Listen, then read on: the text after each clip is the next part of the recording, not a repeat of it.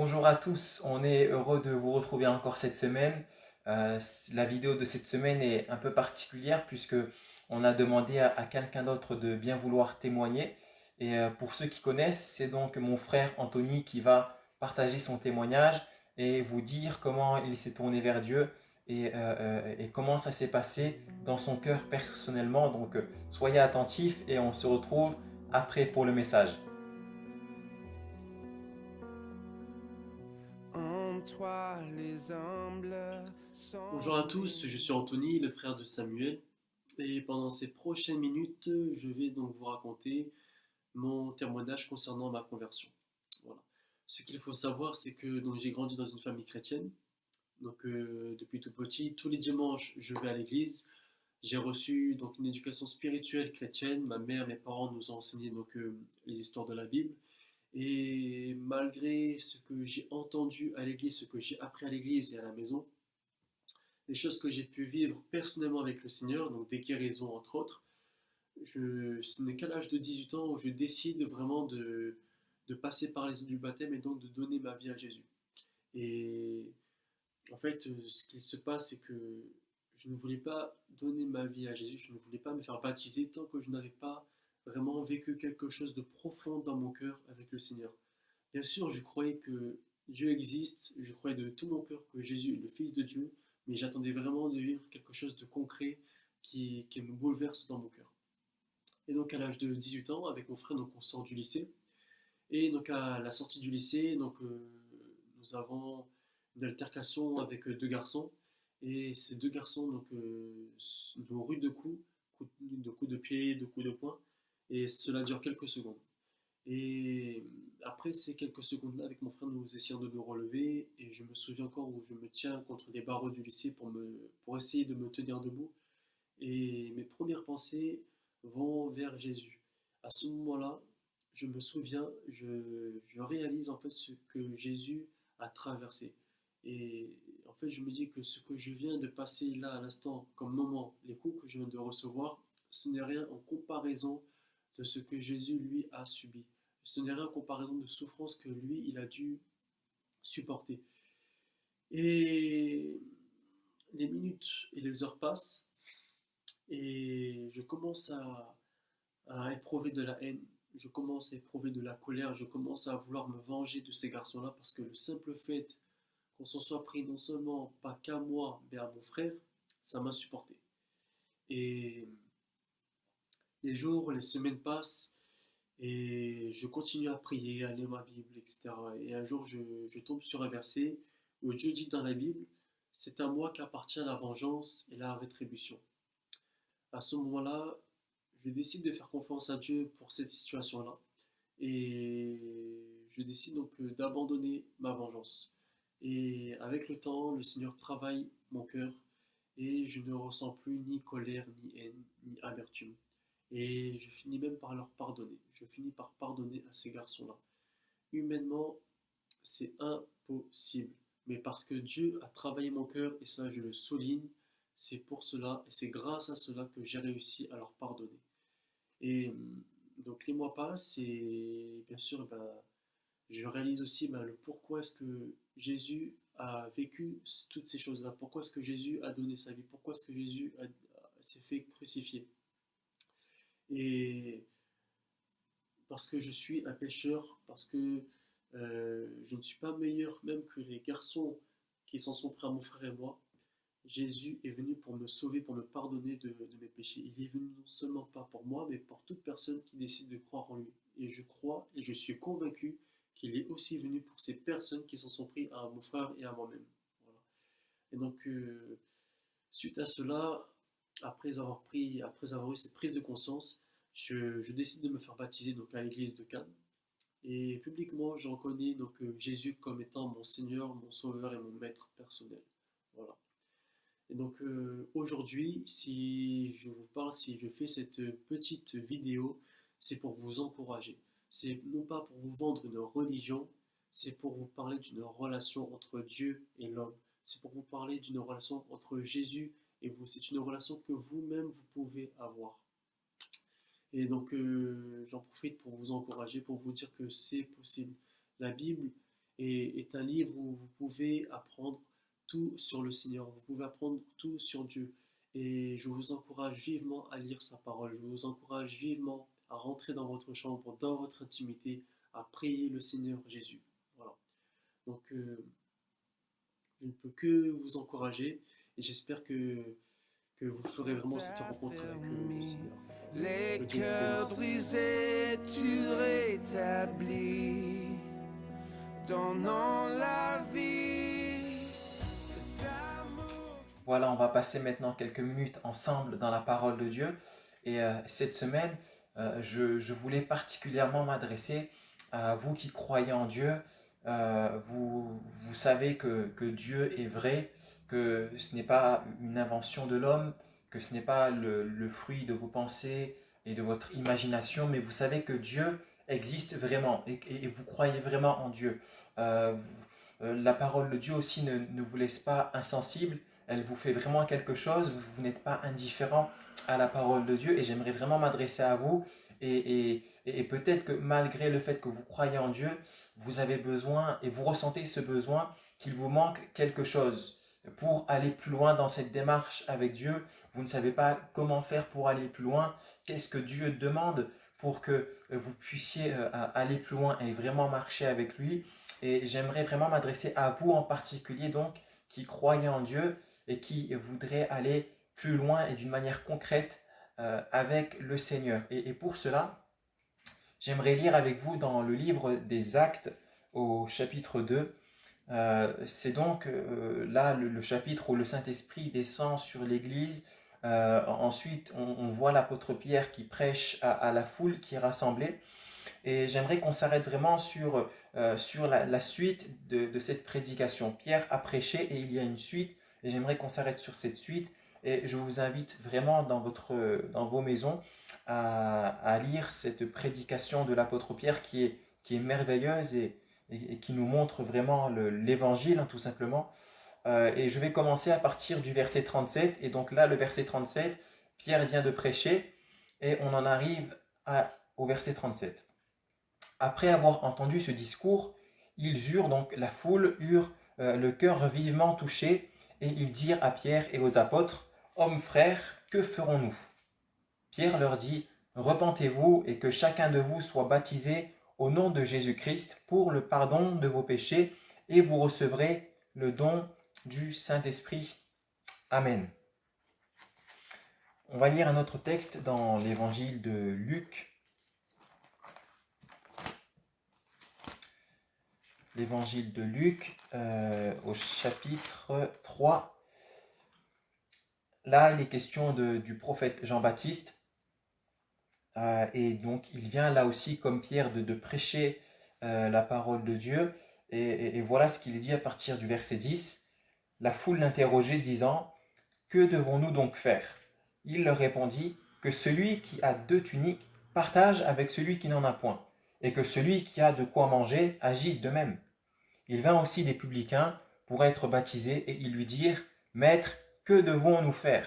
Il leur répondit, « N'exigez rien au-delà de ce qui vous a été ordonné. » Des soldats aussi lui demandèrent, « Et nous, que devons-nous faire ?»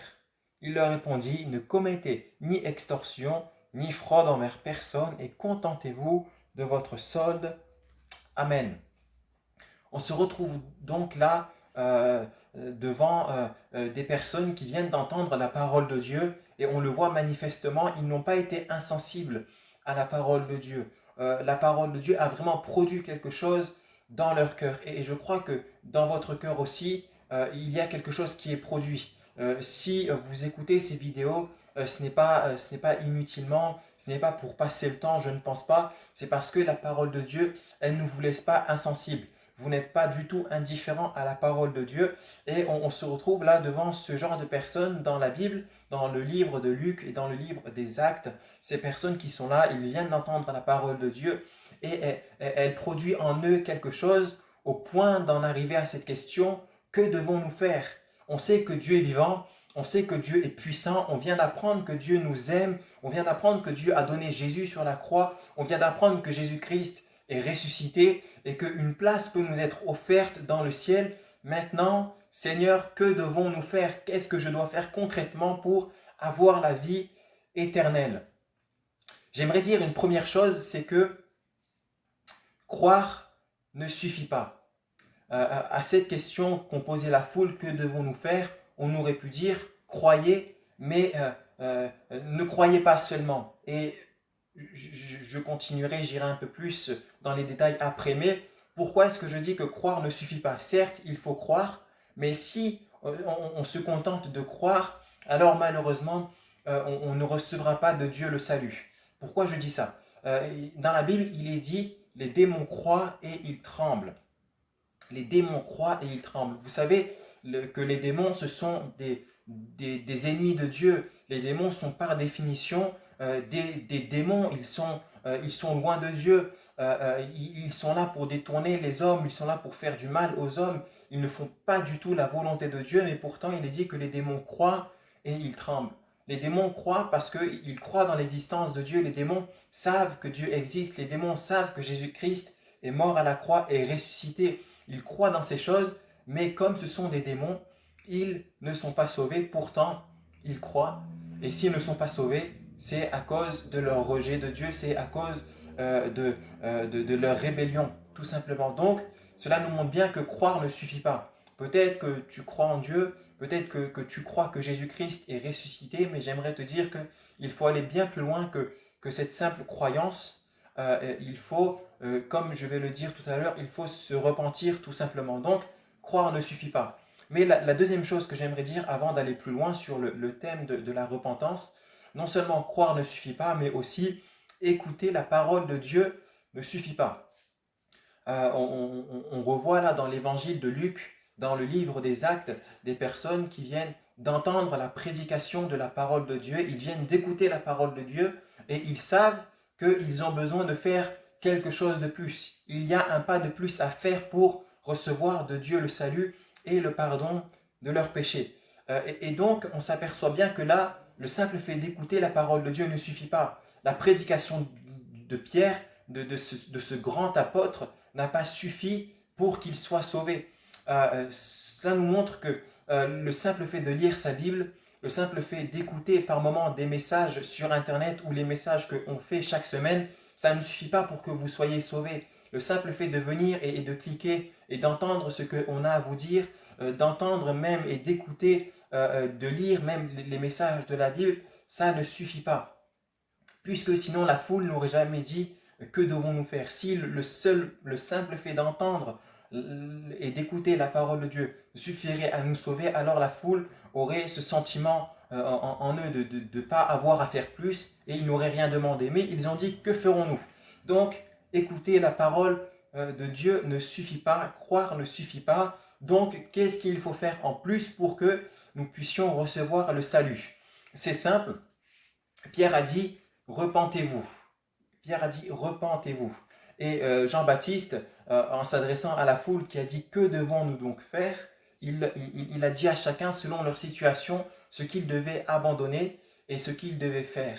Et la repentance, c'est ce que Dieu nous demande. D'ailleurs, Jésus, lorsqu'il a commencé son travail, lorsqu'il a commencé son ministère, lorsqu'il a commencé à prêcher, il a dit ceci, repentez-vous car le royaume des cieux est proche. C'est la première parole que Jésus a adressée à l'humanité. Il leur a dit, repentez-vous. Autrement dit, le seul moyen pour vous d'entrer dans le ciel et de posséder cette place que Dieu nous prépare, c'est la repentance. Alors, qu'est-ce que la repentance? Se repentir, c'est tout simplement le fait de reconnaître son péché et de s'en détourner, de l'abandonner. On a des exemples concrets. Il y a des soldats qui viennent vers Jean en disant, que devons-nous donc faire?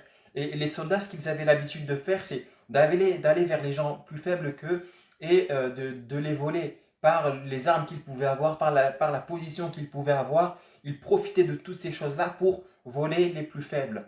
Et Jean-Baptiste leur dit, arrêtez ces choses, ne commettez plus de fraude et contentez-vous de votre solde. En d'autres mots, ne volez plus, tout simplement. Et là, la repentance se voit parce que le soldat devait regretter le vol et il devait l'abandonner et maintenant s'engager dans une voie qui glorifie Dieu. Et donc la repentance, c'est ce qu'il y a en moi, le péché qu'il y a en moi, le péché que j'aime, que je pratique, toutes ces mauvaises choses et cette mauvaise manière de vivre, je dois la regretter et l'abandonner et m'en détourner complètement. C'est tout simplement ça la repentance. C'est concrètement le fait d'abandonner son péché. Ce n'est pas simplement une prière, certes, il faut demander pardon à Dieu, certes, il faut prier, il faut se mettre à genoux devant Dieu, c'est indispensable, demander au Seigneur de nous pardonner, mais si ce n'est qu'une prière et si derrière ma manière de vivre et d'agir ne suit pas, alors ça ne fonctionnera pas du tout, ce n'est pas ce que Dieu demande. Dieu demande un réel changement de vie, un réel changement de cœur tout simplement. Donc, vous qui croyez en Dieu, vous en qui la parole de Dieu n'est pas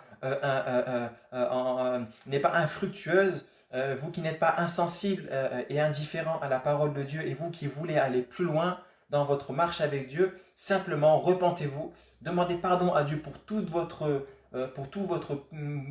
vos péchés, vos fautes, faites un temps de pause, arrêtez-vous, prenez 5, 10, 15 minutes, 1 heure, une journée tout entière s'il le faut, et examinez votre vie, regardez votre cœur, demandez au Seigneur même de vous éclairer. Si vous ne savez pas ce qu'il faut abandonner, Dieu vous le montrera et alors vous pourrez vous en détourner.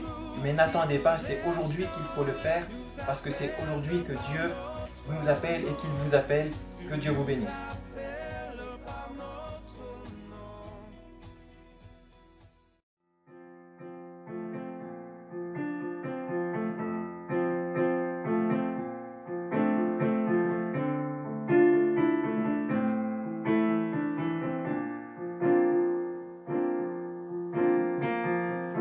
En toi les humbles sont bénis, en toi les faibles sont affermis, les cœurs brisés tu rétablis, donnant la vie, cet amour qui peut libérer, cet amour qui peut restaurer, nous appelle par notre nom, tu nous appelles par notre nom. Ce Dieu qui créa tout l'univers, ce Dieu qui va mourir au calvaire nous appelle par notre nom, tu nous appelles par notre nom. À ceux qui doutent dans la foi, aux chancelants tu tends les bras, tu les appelles de ta voix.